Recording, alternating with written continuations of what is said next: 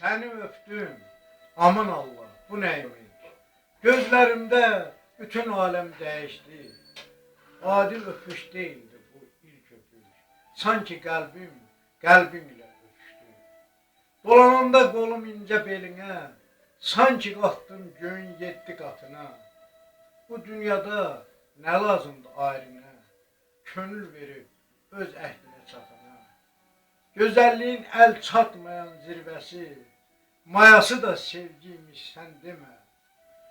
Bu hayatın her derdinin çaresi, mənası da sevgiymiş sen demə.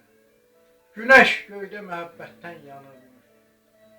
Dolandıkça planetler başına, ay nurunu məhəbbətdən yayırmış. Parlamırmış ulduzlar boş boşuna. Seni öptüm, derdim qəmim erdi. Yaz gelende suya dönen buz kimi. Fərəh hissi varlığımı bürüdü. Dadlıymış sevgi çörək duz kimi. Seni öptüm, il yaşadım bir anda. Elə bil ki, zirvəli bir dağ oldum. Ölüm neymiş məhəbbətin yanında, heç neymiş bu həyata vuruldum.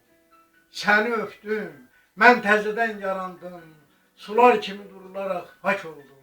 Səni öptüm, özümə inandım, nişbin oldum, bədbinliyə yad oldum. Səni öptüm, ürəyimi köhlədin, coşdum, asılan olduğumu bildim mən. Gecə gündüz dinçlik nədir bilmədim, şirin şirin nəğmələrə döndüm.